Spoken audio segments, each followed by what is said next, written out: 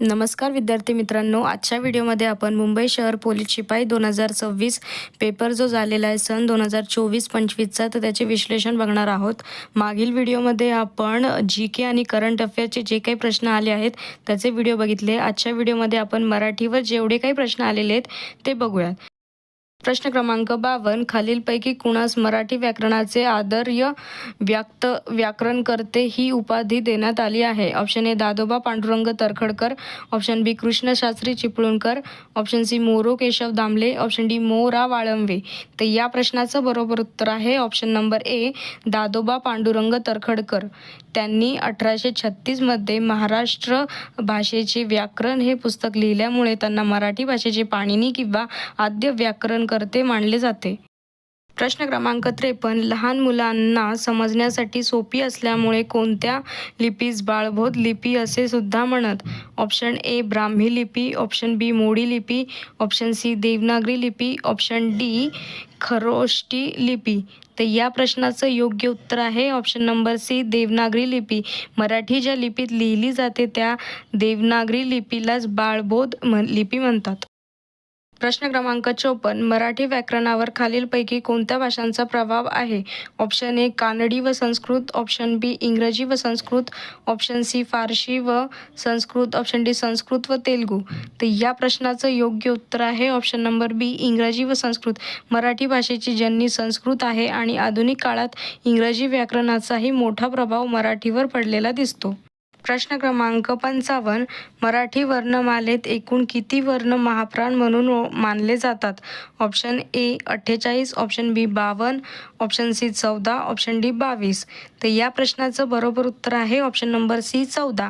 ह हा मुख्य महाप्राण आहे आणि ज्या वर्णाच्या उच्चारात ह ची छटा असते, उदाहरणार्थ क, घ, छ, ई असे एकूण 14 वर्ण महाप्राण आहेत.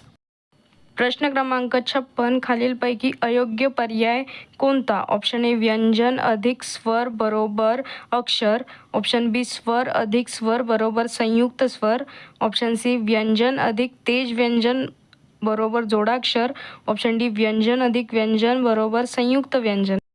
तर या प्रश्नाचं बरोबर उत्तर आहे ऑप्शन नंबर सी व्यंजन अधिक तेज व्यंजन बरोबर जोडाक्षर. प्रश्न क्रमांक 57, गिरीश या जोड शब्दातील अचूक पोटशब्द कोणते? तर या प्रश्नाचं बरोबर उत्तर आहे ऑप्शन नंबर डी गिरी अधिक ईश. प्रश्न क्रमांक 58, अनुक्रमे प्रथम व्यंजन संधी, स्वर संधी, अनुनासिक संधी, विसर्ग संधी असणारा पर्याय निवडा. तर या प्रश्नाचं बरोबर उत्तर आहे ऑप्शन नंबर डी वाङ्मय, प्रत्येक, तुडितपा, दुरात्मा. प्रश्न क्रमांक 59, अधोरेखित शब्दाची जात ओळखा. त्याचे बोलणे मनाला लागले आहे. ऑप्शन ए सामान्य नाम, ऑप्शन बी भाववाचक नाम, ऑप्शन सी विशेष नाम, ऑप्शन डी धातुसाधित नाम. तर या प्रश्नाचं बरोबर उत्तर आहे ऑप्शन नंबर डी धातुसाधित नाम. बोल या धातूला ने प्रत्यय लागून तो नामाचे कार्य करत आहे, म्हणून हे धातुसाधित कृदंत नाम आहे. प्रश्न क्रमांक 60, बाळांनो या शब्दात असणारी विभक्ती कोणती? ऑप्शन ए संबोधन, ऑप्शन डी द्वितीया, ऑप्शन सी सप्तमी, ऑप्शन डी पंचमी. तर या प्रश्नाचं बरोबर उत्तर आहे ऑप्शन नंबर ए संबोधन. जेव्हा हाक मारली जाते तेव्हा संबोधन विभक्ती असते. अनेकवचनी प्रत्यय नो वापरला आहे. प्रश्न क्रमांक 61, काप, आठव, स्मर, लोट हे धातू कोणत्या प्रकारात मोडतात? ऑप्शन ए सकर्मक, ऑप्शन बी अकर्मक, ऑप्शन सी द्विकर्मक, ऑप्शन डी उभयविध. तर या प्रश्नाचं बरोबर उत्तर आहे ऑप्शन नंबर बी अकर्मक. ज्या क्रियापदांचा अर्थ पूर्ण होण्यासाठी कर्माची गरज नसते त्यांना अकर्मक धातू म्हणतात. प्रश्न क्रमांक 62, राजाला मुकुट शोभतो या वाक्यातील प्रयोग ओळखा. ऑप्शन ए कर्मणी, ऑप्शन बी अकर्मक कर्तरी, ऑप्शन सी कर्तरी, ऑप्शन डी अकर्मक भावे. तर या प्रश्नाचं बरोबर उत्तर आहे ऑप्शन नंबर बी अकर्मक कर्तरी. इथे शोभणारा कोण तर मुकुट, कर्ता. वाक्यात कर्म नाही म्हणून हा अकर्मक कर्तरी प्रयोग आहे.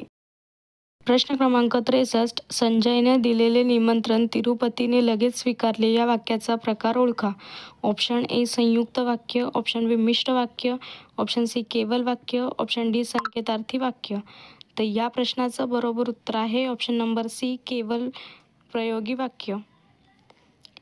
ज्या वाक्यात एकच उद्देश आणि एकच विधेय असते त्याला केवल वाक्य असे म्हणतात. प्रश्न क्रमांक 64. एखाद्या शब्दावर जोर देण्यासाठी तसेच मुख्य गोष्ट सूचित करण्यासाठी कोणते विरामचिन्हे वापरतात? ऑप्शन ए उद्गार चिन्ह, ऑप्शन बी एकेरी अवतरण चिन्ह, ऑप्शन सी अपसारण चिन्ह, ऑप्शन डी लोप चिन्ह. तर या प्रश्नाचं बरोबर उत्तर आहे ऑप्शन नंबर बी एकेरी अवतरण चिन्ह. विशिष्ट शब्दावर भर द्यायचा असल्यास एकेरी अवतरण चिन्हाचा वापर होतो. प्रश्न क्रमांक 65. लोटी या शब्दाचे अनेकवचनी रूप कोणते? ऑप्शन ए लोटा, ऑप्शन बी लोट्या, ऑप्शन सी लोटे, ऑप्शन डी यापैकी नाही. तर या प्रश्नाचं बरोबर उत्तर आहे ऑप्शन नंबर सी लोटे. लोटी स्त्रीलिंगी इकारांत शब्दाचे अनेकवचन लोट्या व्हायला हवे, पण दिलेल्या पर्यायानुसार योग्य रूप लोटे जर तो पुल्लिंगी लोटा असेल तर गृहीत धरले असावे. प्रश्न क्रमांक 66. गायरान या शब्दाचे लिंग कोणते? ऑप्शन ए पुल्लिंगी, ऑप्शन बी स्त्रीलिंगी, ऑप्शन सी नपुंसकलिंगी, ऑप्शन डी पुल्लिंगी व स्त्रीलिंगी. तर या प्रश्नाचं बरोबर उत्तर आहे ऑप्शन नंबर सी नपुंसकलिंगी. ते गायरान असे आपण म्हणतो म्हणून हे नपुंसकलिंगी आहे. प्रश्न क्रमांक 67. तुला हवे ते तू घे या वाक्यामध्ये कोणत्या प्रकारची सर्वनामे आलेली आहेत? ऑप्शन ए संबंधी सर्वनामे, ऑप्शन बी दर्शक सर्वनामे, ऑप्शन सी आत्मवाचक सर्वनामे, ऑप्शन डी सामान्य सर्वनामे. तर या प्रश्नाचं बरोबर उत्तर आहे ऑप्शन नंबर ए संबंधी सर्वनामे. स्पष्टीकरण आहे जो, तो, जे, ते ही संबंधी सर्वनामे आहेत. इथे ते हे संबंधी सर्वनाम आहे. प्रश्न क्रमांक 68. मी चहा करीत असतो या वाक्यातील काळ ओळखा. ऑप्शन ए रीती भविष्यकाळ, ऑप्शन बी रीती भूतकाळ, ऑप्शन सी अपूर्ण भविष्यकाळ, ऑप्शन डी रीती वर्तमान काळ. तर या प्रश्नातील बरोबर उत्तर आहे ऑप्शन नंबर डी रीती वर्तमान काळ. वर्तमान काळात एखादी क्रिया सतत करण्याची रीत किंवा सवय असल्यास तो रीती वर्तमान काळ असतो.